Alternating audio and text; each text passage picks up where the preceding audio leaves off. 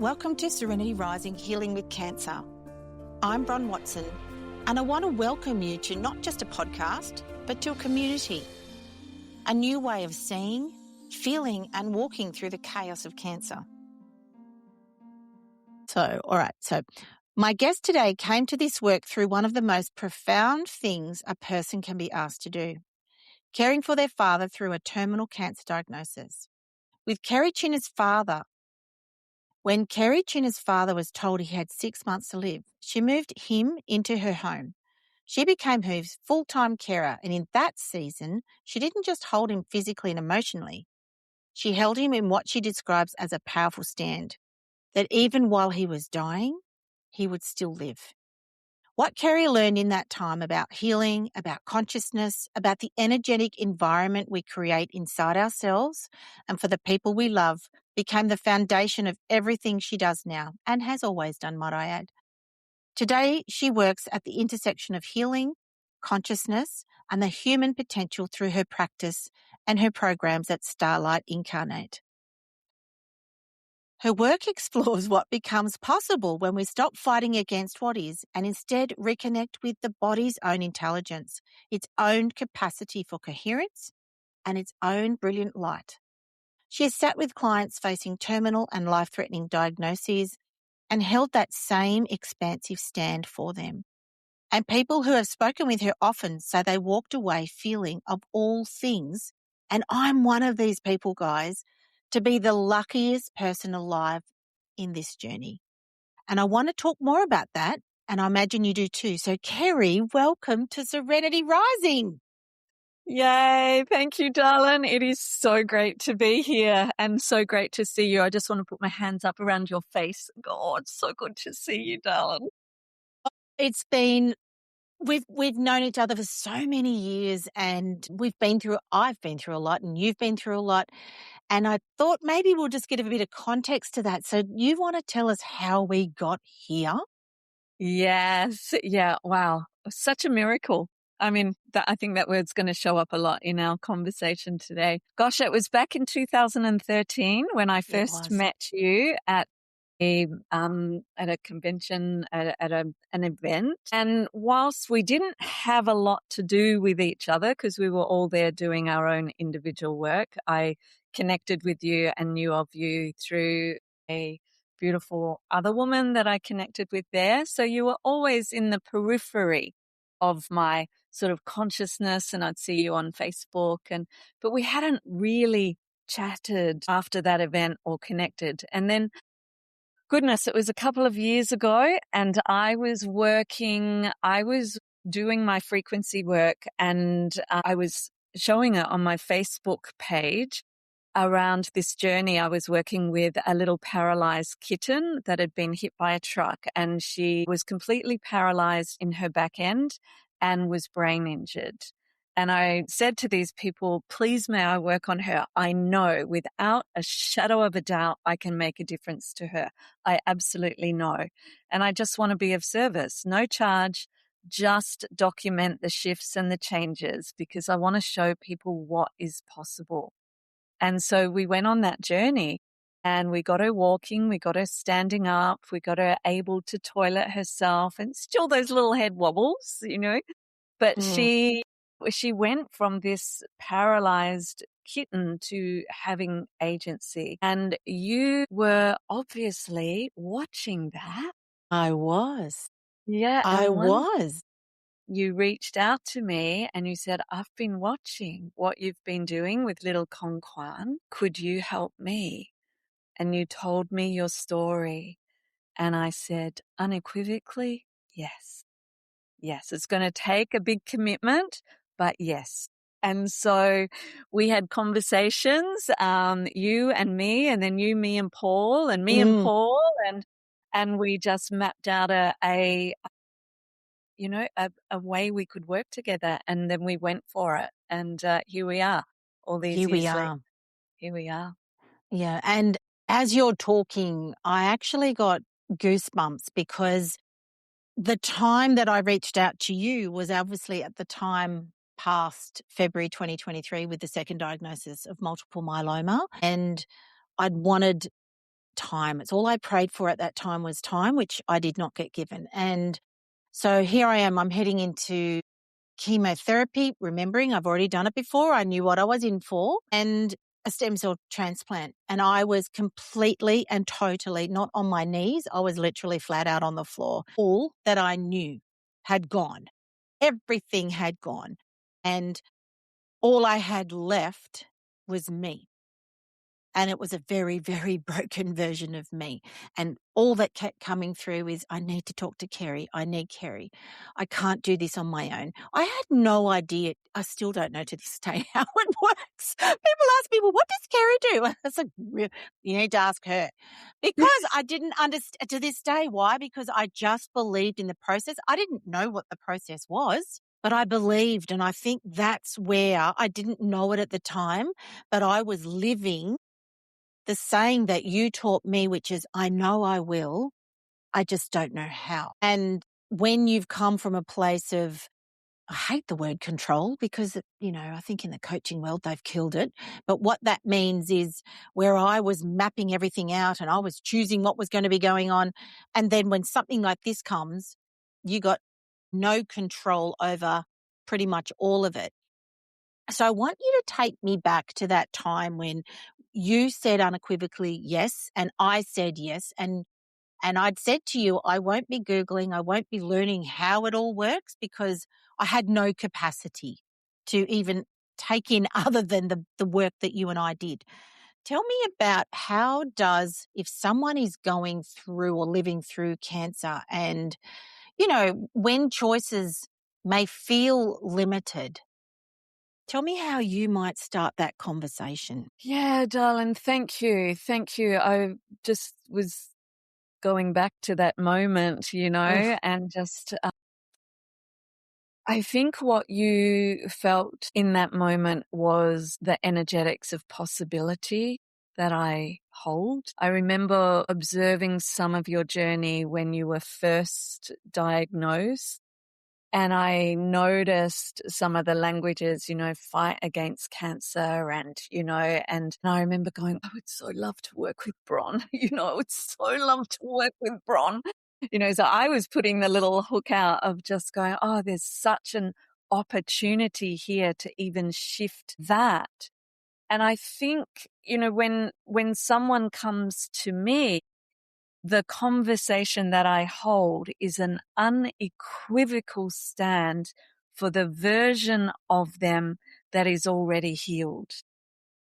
So I think I transmit that. And I think that's what allows people to even be in a conversation to say yes to what they don't even understand, because it's something from soul to soul. They go, I get this. I understand this. I've just never had someone in my court or on the court alongside of me to hold me in what that means and what that will look like.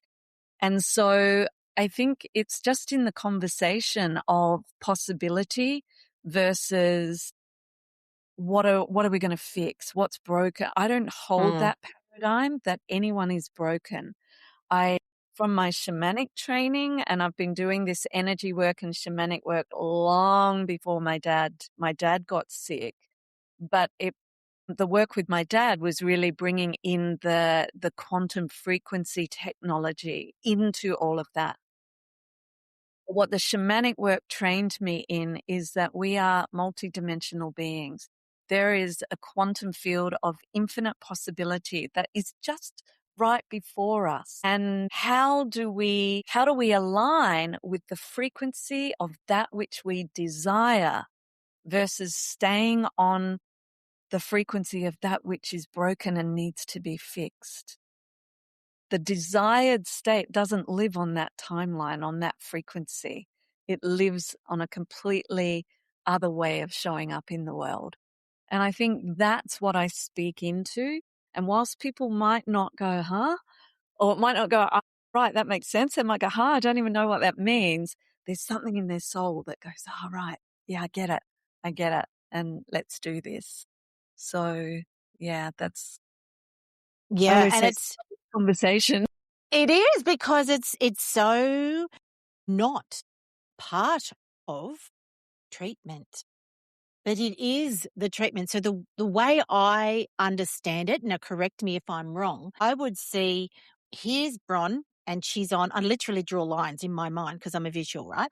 So I'm drawing the line that this is my my perceived current reality. And then over here is the healed or healing Bron. And so my visual was I wanted to bring them closer together. And that's where I feel the work we did came and what it even comes down to. Because remembering your brain only does what you tell it to do. But Yes. you are not your thoughts. So if you want to, and I would literally say to myself, what would the healthy, so I used the word healthy, and correct me if I'm wrong with that, what would healthy Bron say to me?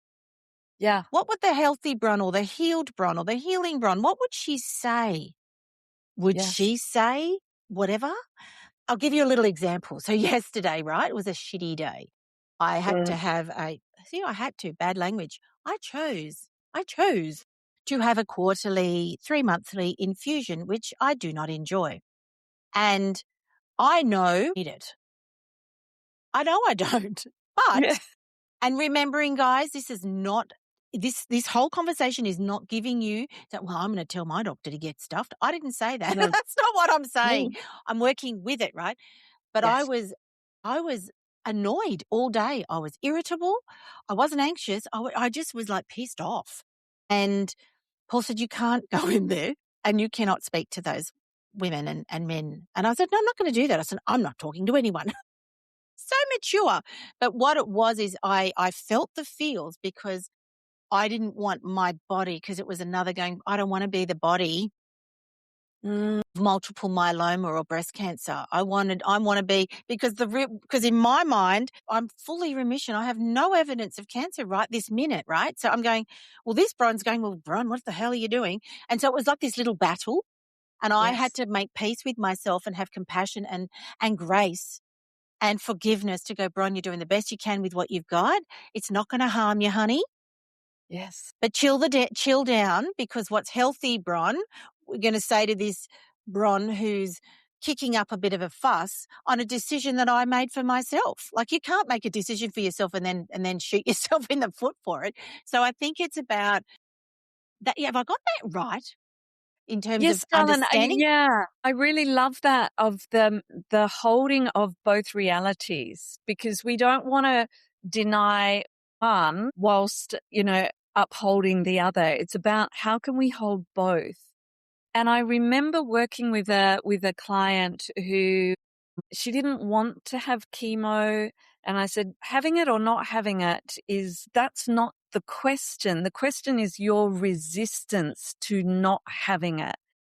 And let's unpack the resistance, and so that you can make a choice that is true for you, because either way, your body can handle anything. It can handle anything. It's the belief that it can't that's going to create the resistance to this. And so we got to the place where she was, her prognosis was such that she then said, yes, she would have it. And so we walked through this creative way to be with this reality. So we weren't denying this reality. We weren't overplaying it or over nicing it. We were saying, okay, this is the reality. You're going in. How can you call in your guides to say, okay, this is what I'm doing. Thank the hospital. When you arrive, you thank, wow, that I live at a time that this is Yes. available for me, that these people are available that have my best interests at heart. Is it the healthiest? We don't know, or we all have our story around it, but they are doing their best. Yes. And so she said to me, and she's given me permission to share this story.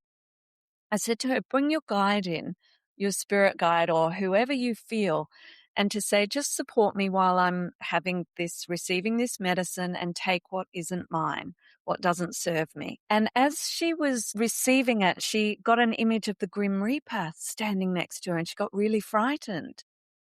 And she said, I went, am I doing something? Am I killing myself?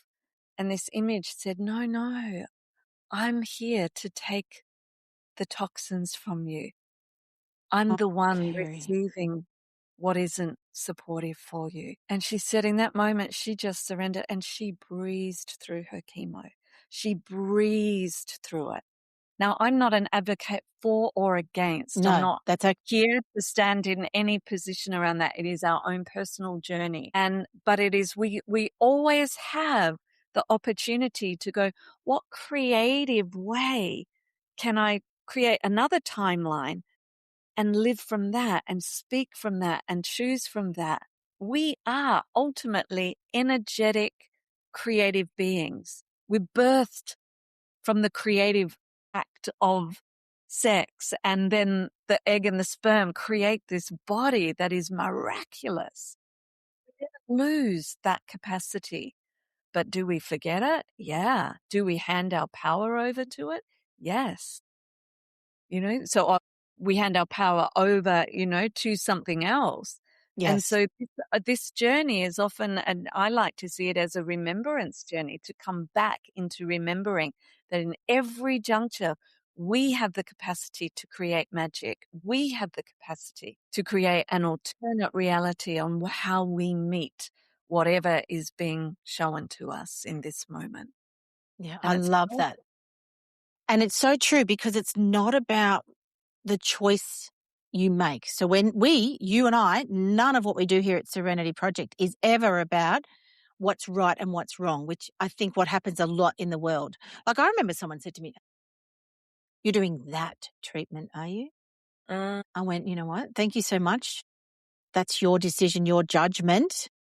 And that's the thing, guys, is that whatever you do is for you, and it doesn't matter what anyone else thinks about that. And this is where Kerri, like, I know that when I was in hospital, going into the hospital for the stem cell transplant, and I knew if everyone understands with a stem cell transplant, they harvest baby stem cells.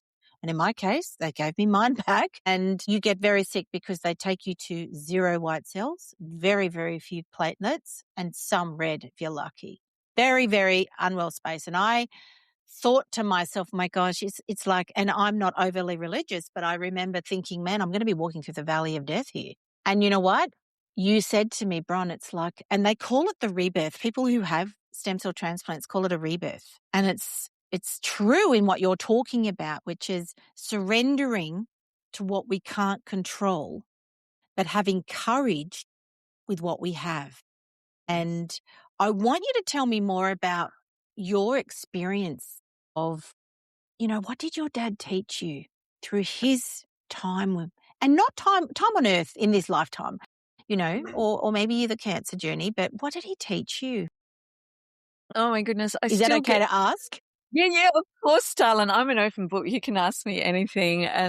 But I still get teary when I think about my dad and the journey that we went through. So profound, so profound. People used to say to me, wow, your dad's so lucky to have you.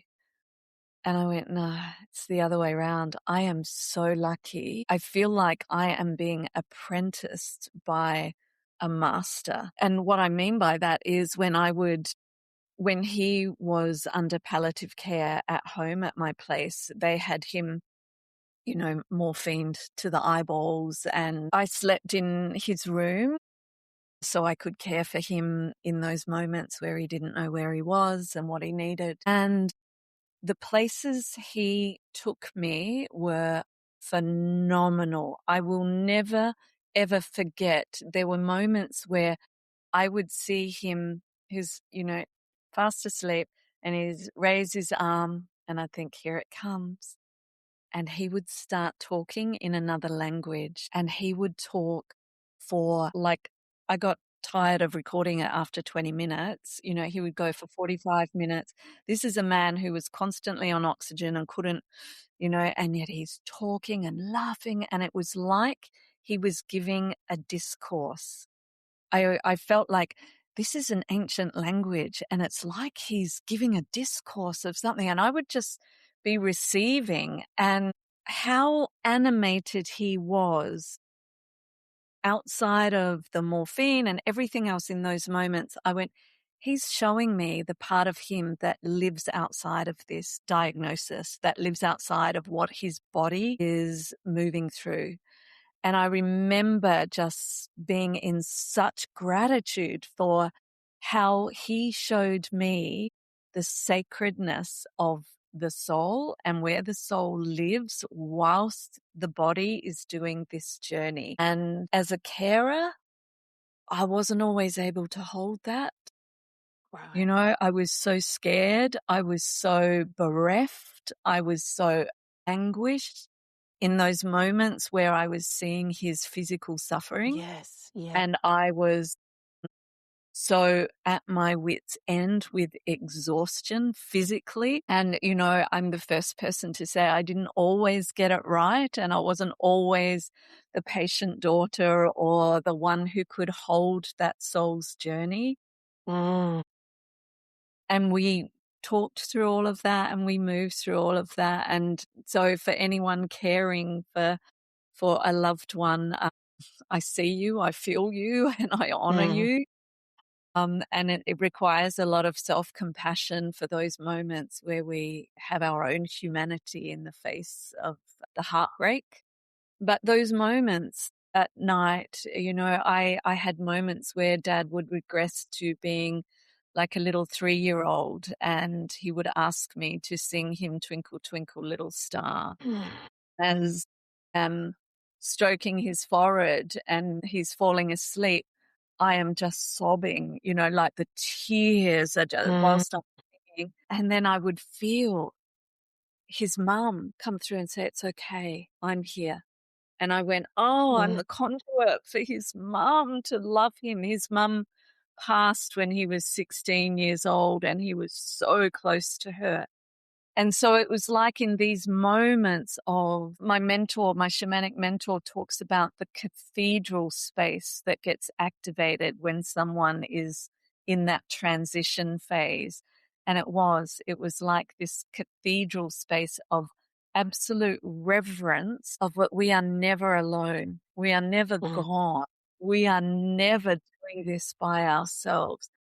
But do we have the courage to crack our hearts open enough to feel what else is possible? And so I can't even begin to share what my dad taught Yeah. me. It's And from a physical, a tangible piece, he he gave me the potency of what frequency medicine. I just threw everything at the quantum frequency tech to go, I get it. I get that everything is energy now. It's not just information. It's become dropped in as knowing, as wisdom.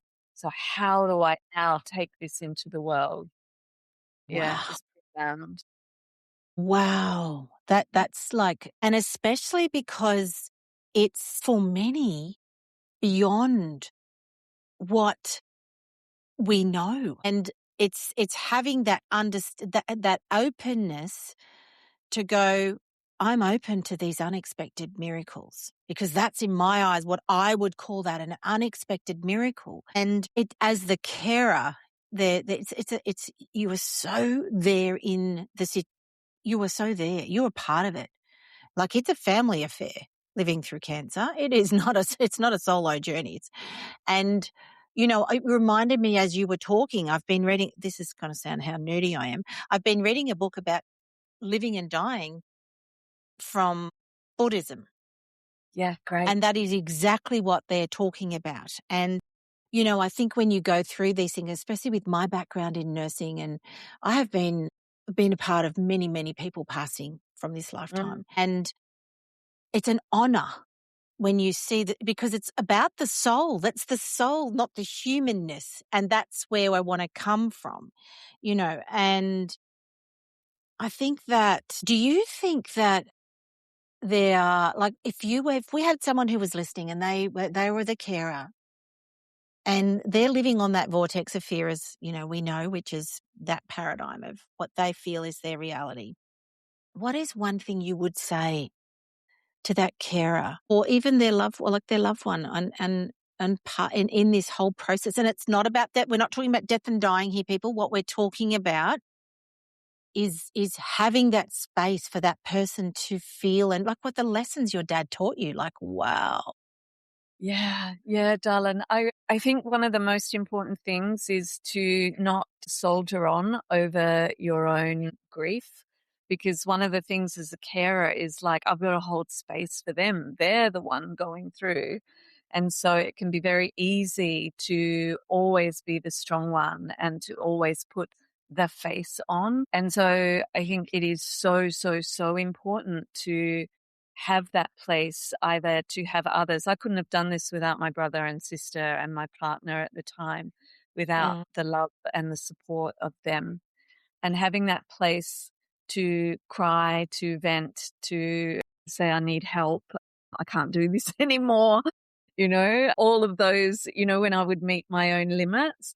And Mm. sometimes it was as simple as, if I didn't wanna burden anyone else, because 'cause we're all carrying the grief and the uncertainty of what's gonna happen. There's, to create that space to just be able to go onto your knees yourself, to go to Mother Earth and just lie on Mother Earth, heart to heart, arms out, and say, please take what I can't hold anymore."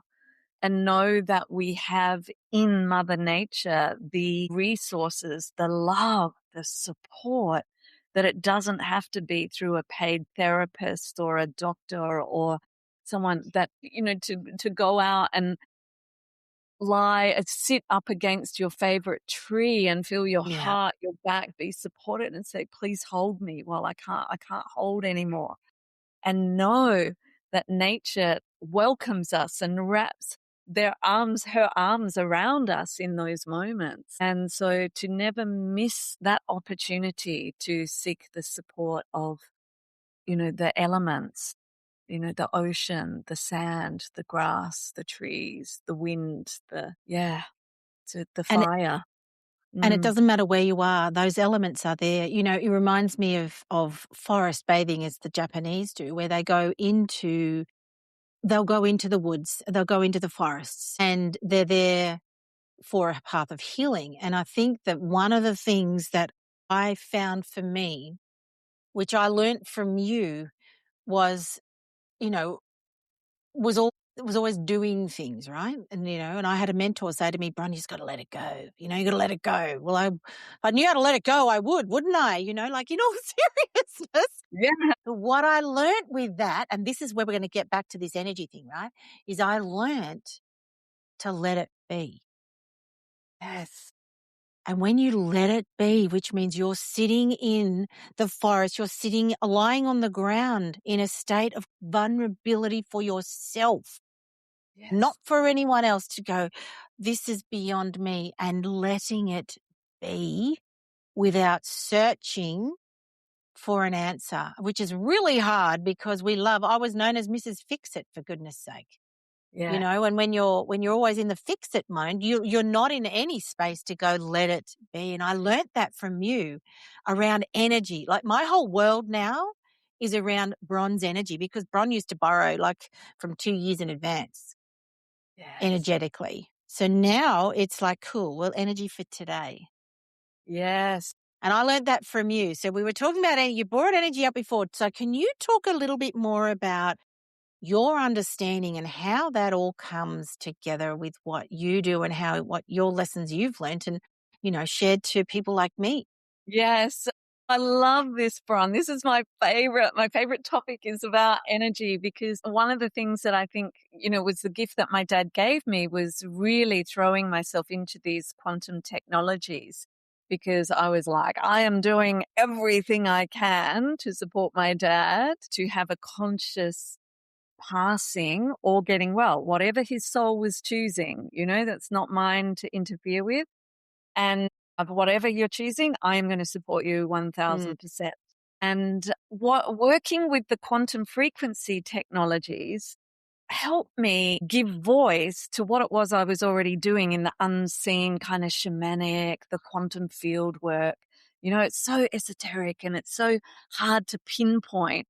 But working in the realm of the science with the frequency technology, it's like, oh, that's what's happening.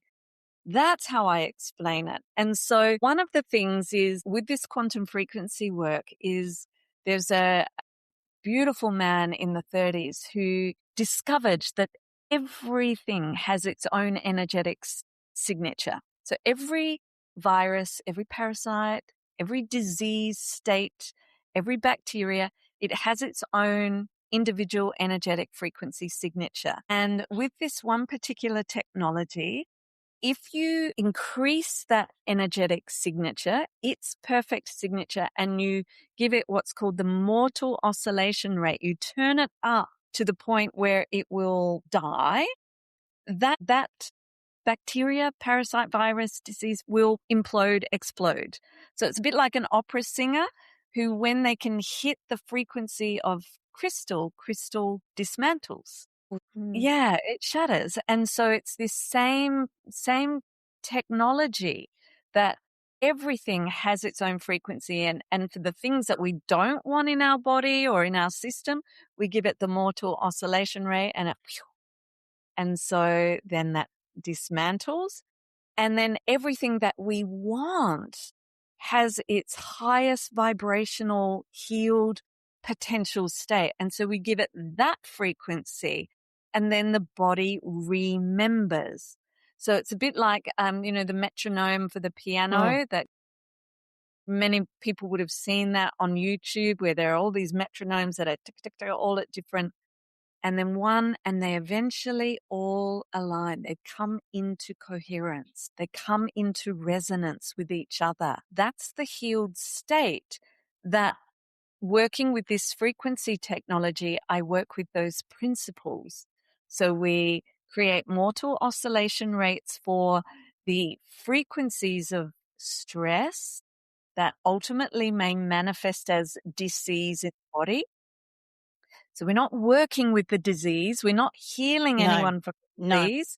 We're not working with the symptoms. We're working with the energetic frequency of the terrain of the body so that the body can come back into its oscillation state of health and highest resonance.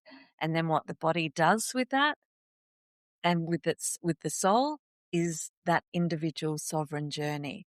So my underlying premise beyond everything is that everything is energy.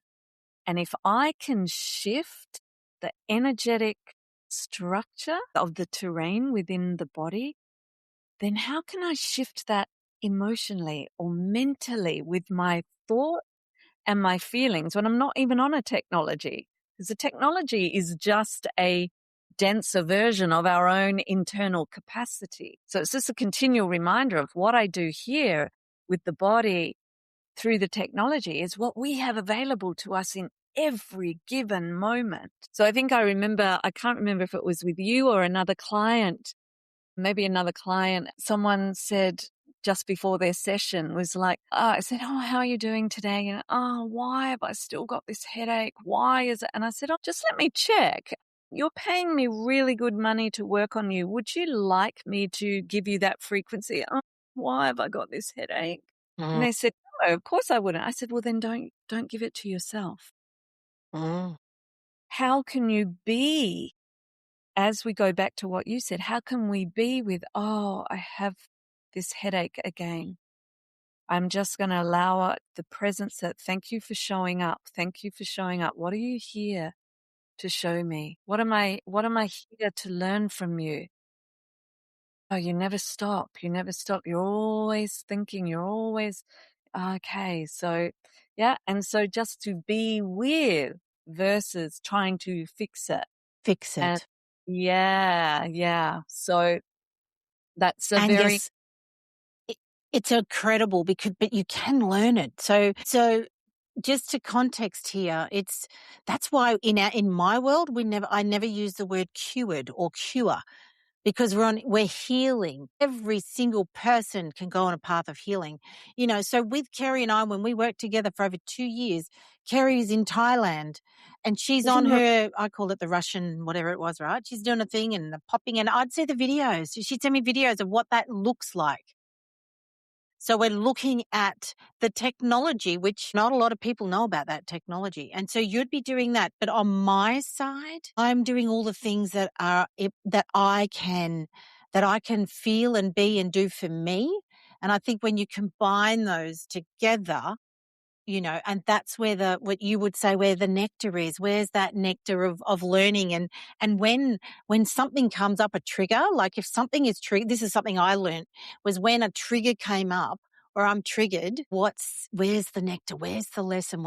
And to me, I put on that curiosity, but I don't talk about a lot about this, but put on that curiosity button.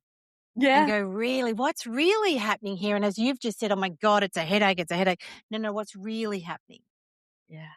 Yes, darling. And I think and that's where, like, you taught me that I'm like a puzzle, and I'll talk about being a puzzle. And, there's so many beautiful, we've done a lot of the puzzle, and then we'll come across a little spot where we're missing a part here. What's that puzzle? Well, that's come from something. And, well, put on the curiosity button. Yeah. We put the mirror up. You were holding that mirror for me to look back at myself and go, cool, where's that showing up? And that's where the machines with the energetic quantum work together with all the stuff that we as the human body can do to look after the soul. And that's where the science and the soul come together. Yes. And And so energy, when I'm thinking energy, Kerri's energy concepts is so amazing that I can't put that into it, which is why you're here explaining it. But for me, I now, because I lived at such a fast pace, because that's what I thought I had to do, that now it's like, cool, energetically, I am not ever running at a pace where I can't listen to my soul and listen to that energy, which is keeping me healthy and safe. Yes. It's not about longevity and curing, because that's what science puts on us when you're living through cancer. Yes. You got to chase the cure. You got to chase this. No, we're not chasing it. What about if we're just right here, right now? Because that's what we have. And, I'd love you to explain your version of A equals A, because I've got my versions of it. But this is a really valuable lesson that I think every single listener can walk away with. Can you explain the A equals A? Yeah, Kerri Chinner theory. I love it. The A equals A. It's where we are so conditioned to wrap a story, to wrap meaning around something that happens. That when something happens, the first thing we do is attach a story to it, so in my world, how I see things, I see the energetics. It's like, so one molecule happening, and then we attach all these other molecules to it.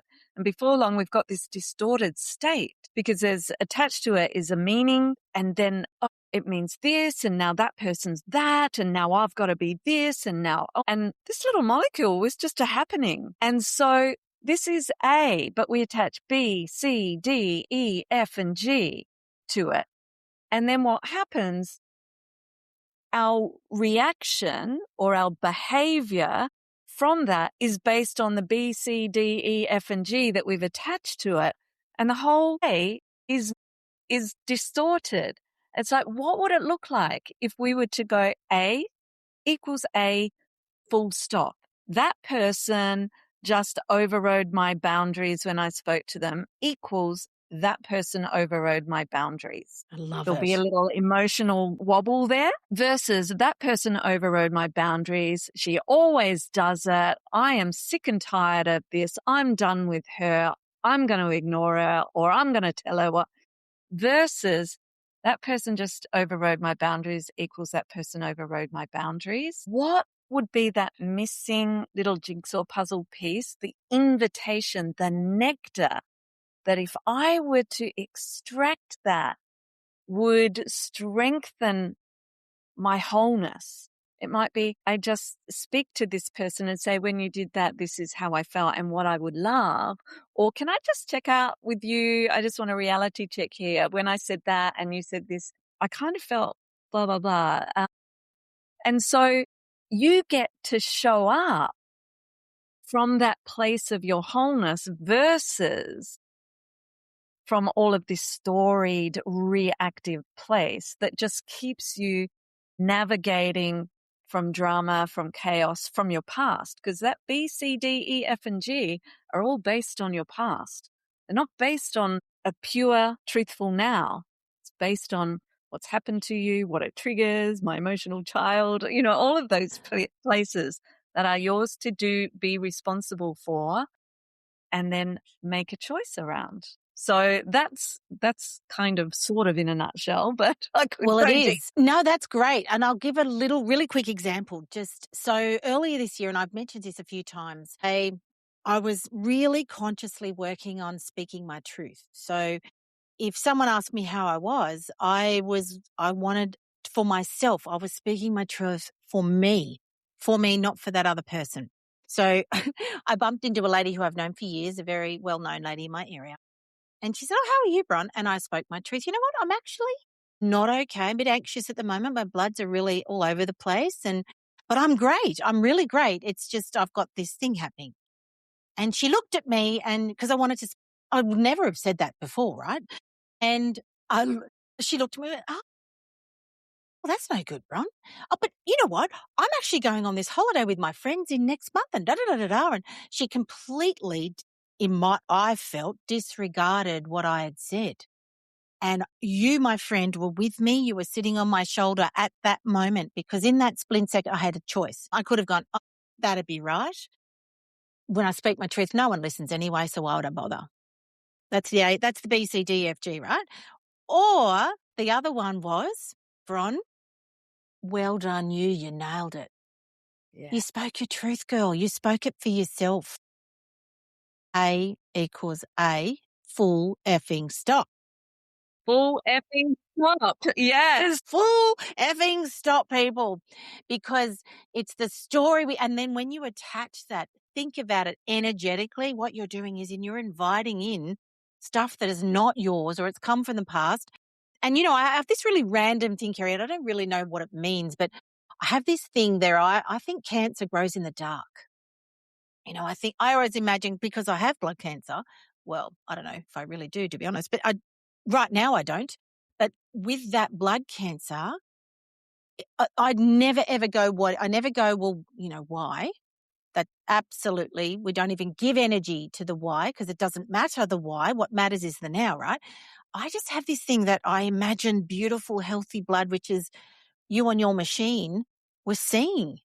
And you're popping away little things and I'm imagining this healthy blood, but how can we energetically with the quantum use this metaphor for our own lives, irrespective? Let's just take the cancer out of it and just put in there, how can we get to that space? Like if someone was listening to this and they're going, yeah, this is all great, Bron and Kerri, but where do I start? Yeah, beautiful, beautiful. Oh, this is such a topic in and of itself. I could do a masterclass on this. Or maybe we'll get you back. Yeah, maybe let's see if we can be succinct. So I absolutely agree that, the cancer, it's an absence of light. It's where our body can't hold the light. Now, we are made of light. We are made of light and sound and frequency. And so I always say when something happens, whether it be cancer or that now I'm caring for someone and it's bringing all my stuff up, it shows us where we're not able to hold the light of God within our own system. And what I mean by that, you can replace God with whatever word you want, like the light of love, the light of freedom, the light of peace, whatever that is. Because all of those emotions, fear, grief, stress, worry, anxiety, all of those things are conditioned out of us to feel and to allow anger, to move through us. Generally, we've got to put a lid over it and get on with life. And one of the things about a cancer journey will bring up for us is all of those places where we haven't been able to metabolize or alchemize those frequencies. We haven't been able to hold them in the light of our humanity. They're all part of our human experience. Yes. And so what I see a cancer journey as being, whether it's for the person who's going through it or for the carer, the loved one is wow, we are given such a gift to alchemize those places within us that have been shut down from the light and that are now in density or banished from consciousness. They're so in the dark that we can now bring them to the light. And as we do that, there's something within us that can now hold the resilience of what we never knew we could, that we can meet the challenges of life with a grace, with a humility and a strength from internally, not from externally, but from within, because we've relit those places that have been banished to darkness within us. And so how someone can do that in just their everyday moment is to ask themselves, what frequency, what reality am I imprinting into my field today? So when I wake up and I go, oh God, I've got to go for that test today. What frequency are you imprinting into the field? Because I look at it as like we are sending out an offer wave into the infinite field. You're going to get an echo wave back that matches. So if you're putting fear into the field, then the next person you speak to is going to go, oh, and it's all going to show up and it's going to be a match. So it's like, how can I shift that? What's the imprint I'm putting into my field today? So it might be, oh, I've got that test. I feel fear. I feel this nervousness. Okay, how can I be with, going back to your be with, how can I be with that? I say to people, grab a little stone. I've just got a crystal here. Grab a little stone, crystal, something. Have it be your best friend in your pocket. And when you notice that anxiety or that contraction, that's your DNA contracting. You're not able to hold the light when your DNA contracts. So blow it out. Blow it out. In that moment, you are being with it. You're not changing it. You're not saying, I can't have it. You're saying, I see you. Let this carry it for you. Don't have to wash it. You can put it in your pocket. It's not bad. It's just energy. And in that moment, you are being with, and you'll notice your DNA, you'll notice an opening, a spaciousness start. It's going to be teeny tiny. Just another one. That's your DNA just unfurling a little bit more. So when your DNA unfurls, it can hold and emanate more light. When we're in fear, it contracts. That's why when we've got shit going on, we don't want to talk to anyone. Yes. We want to stay inside. We don't want to ask for help. You know why? Because all your DNA is gone. It's contracted. So don't wait until you feel better. Be with what doesn't make you feel better. Be with it. Give it to a stone. Cut up some pieces of paper. Yeah. Blow it out and give it to the fire. Have a little candle, tea-light candle in a baking dish on your kitchen bench and go, there's that anxiety. And then choose, what's the aligned frequency that I would love to just kind of call in? It doesn't mean that you're going to be that, but, to call in more trust. Okay, how would trust? I am trust. I am trust. I remember when I had a whole lot of fear stuff come up for me. And I felt really unsafe when I was here in Thailand during COVID, really unsafe. I used to ride my scooter going, I'm safe, I'm safe, I'm safe, I'm safe, And I go, no, that's not it. What would I am safety? As soon as I said it, I am safety, the invitation for me to be that which my soul was yearning for. I'm safety. I don't need safety from anywhere. I'm safety. That created an unfurling of my DNA, which gave me the resilience to meet the challenges. Challenges didn't change. They were still there. Still have to have the test results, still got to do all of that. But who you are is more than who you were when you were living from the storied B, C, D, E, F state. And I'm really putting it out there that people can hear that. For me, what I'm hearing when you say those things is that's what let it be means. You're not fixing anything. You would I'm letting it out to let it be. I'm not looking for any solution. I'm not looking for a to-do list. Nothing. See, this is why words in our space, we don't use the word cure. We don't need it. We don't need it because it's irrespective of the outcome in my world. But that's my understanding when I hear it. And you know what, when you're allowing that, and it's not about not feeling anger, not feeling resentment. Like I'd just say to Paul, I just got the shits. That was it. I didn't attach anything to it. I just had the shits. I'm going, because I didn't want to go. I was like a child. I don't want to go. I don't want to be here. And it's not about, it's allowing that to happen. But then, okay, let it out. Let it be. And it will be taken care of because that's the I know I will, I just don't know how part. Yes. And you're unraveling the energetics of the grip that story, the B, C, D, E, F has on you.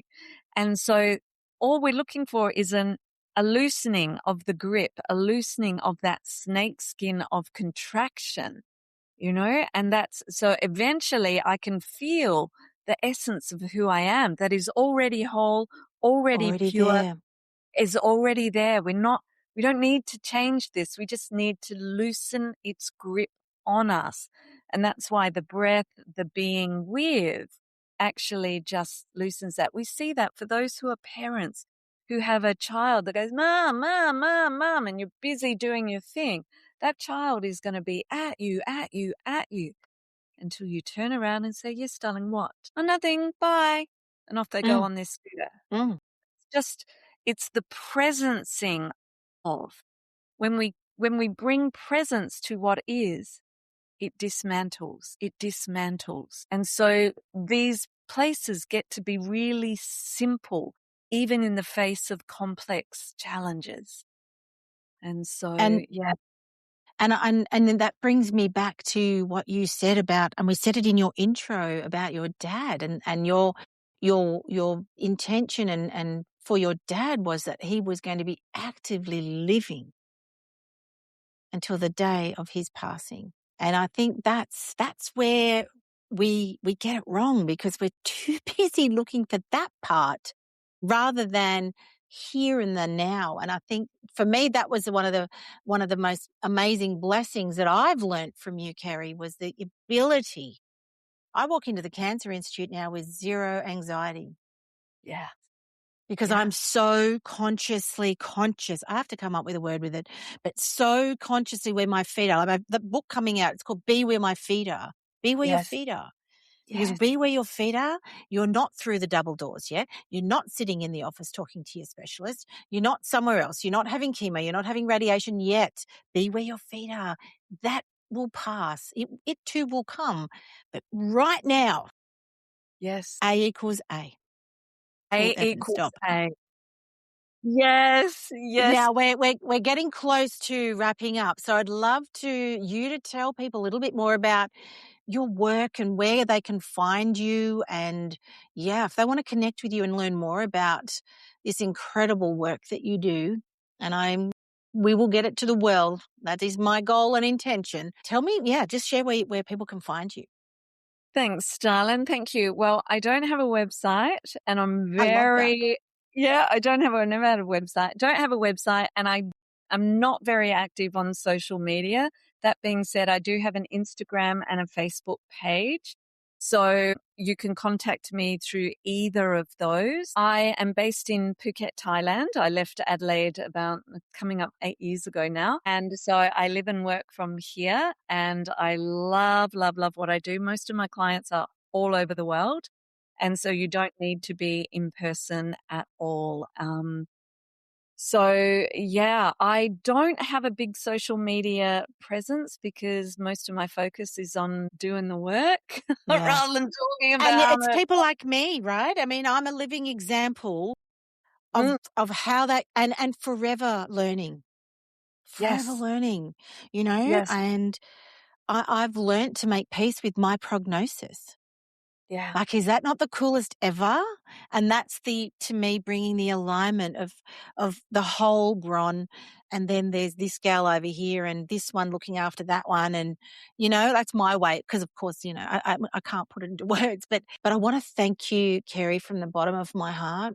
You have no idea the influence and the gratitude I have for you every single day, for the lessons that I learned. And because, you know, when we're ever learning anything, you've got to be open to be a good student. And I feel that you were an amazing teacher and I was a good student. And I think that's the benefit of part of our community, because it's about connecting and collaborating, and you take the bits you need and then leave your rest. But I want to thank you, my darling, for being the best soulful bestie a girl could ever wish for.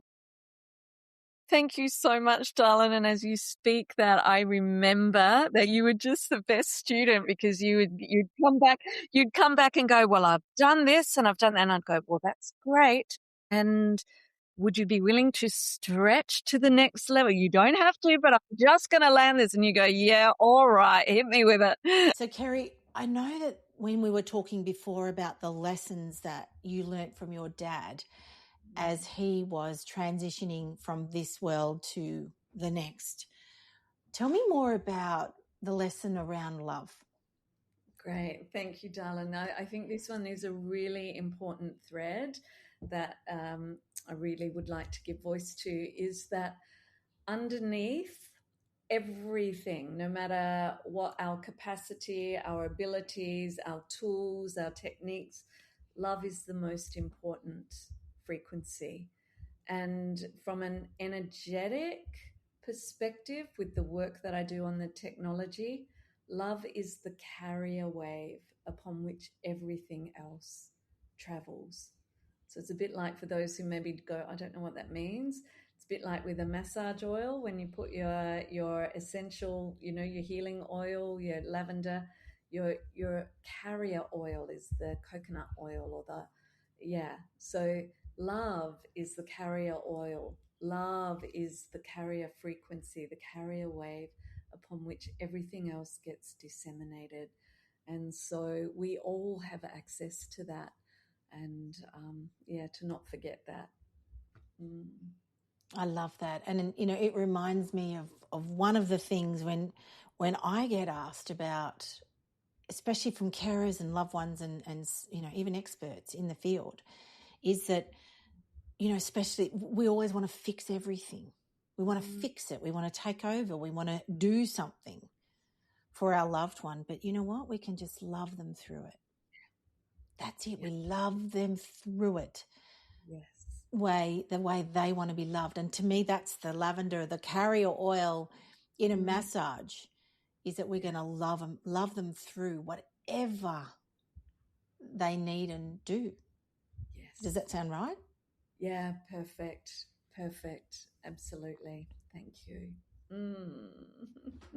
So important. And we want to thank all our listeners for being a part of Serenity Rising. You know, we've only 18 episodes in, when this one's recorded. By the time it'll come out, it'll be more. We've already hit 27 countries and we're making a difference already. So I want to thank our audience of Serenity Rising, and please share it on with someone who is living through cancer. Head on over to serenityproject.com.au. Make sure you sign up for the newsletter. It's really interesting. Comes out every week with some cool stuff that is practical. And in my world, we're bringing that whole beautiful energy space. But thank you, everyone, for listening. And as I always say, we want to make, you know, every moment count, because the moments matter, because they make every day count. So have a good one, everyone, and we'll see you next week. Thank you. Thank you. Thank you so much for joining me today. It's been great having you here. And what I would love you to do is leave a comment or ask a question using my fan link below this episode and on every episode that we post. I would love to hear your thoughts, your questions, and I'll get back to you. Have a great day and bye for now.